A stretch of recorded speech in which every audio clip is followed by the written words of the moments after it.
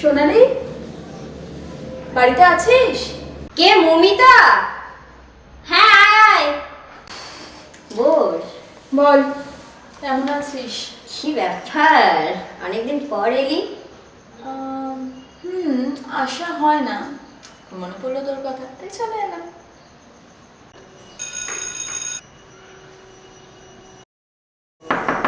কে? এই ম্যাডাম আমি এসেছি, ওই আপনাদের কেবিলের কি ডিস্টার্ব হচ্ছে? ও আসুন আসুন। হ্যাঁ।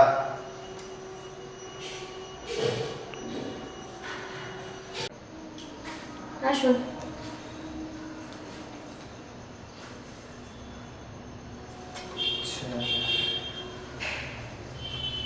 ঠিক আছে ম্যাডাম, আপনি যান, আমি দেখে দিচ্ছি। কে এসেছিল রে? ওই কেবেলের প্রবলেম হচ্ছিল, তার জন্য কেবেলটা ঠিক করার জন্য এসেছি। সত্যি, তোর আর আমার গল্পের মাঝখানে কেউ না কেউ চলেই আসে। আর বলিস না, তারপর বল। আর বলিস না রে, বাড়িতে এত বিয়ে বিয়ে নিয়ে প্রবলেম না, বাবা পুরো মাথা খারাপ করে দিচ্ছে। আচ্ছা বল, তোর কিরকম ছেলে পছন্দ?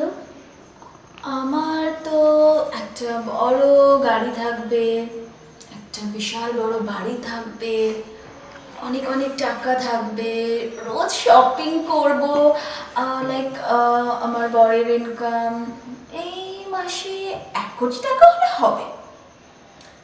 সেটাও যদি না পাস? মানে 1 কোটির যদি না পাই, ইয়েস। তাহলে 50 লাখ দুটো ম্যানেজ করে নেবো। তাও ধর পেলি না। 50 লাখও পাবো না বলছিস? তাহলে 25 লাখের চারটে, সেটা তো পাবো নাকি? ধর সেটাও পেলি না। সে এর থেকে নিচে তো নামতে পারছি না, সেটা না পেলে কি করবো? এই না না, 25 লাখের চারটে নিশ্চয়ই পেয়ে যাবো। আর যদি একান্তই না হয় আর কি, তো এখন তো ডিমনিটাইজেশন চলছে এমনিতেও, তাহলে ওই একটুখানি আরেকটু নেমে যাবো আর কি, মোটামুটি 10 লাখের 10টা, এটা তো শিওর পাবো। ম্যাডাম, আপনার সেটআপ রেডি হয়ে গেছে। বলছি ম্যাডাম, একটা কথা বলবো। হ্যাঁ বলুন। মানে ওই আপনারা ওই তখন যে একটা রেটের ব্যাপার বলছিলেন না, বলছি ম্যাডাম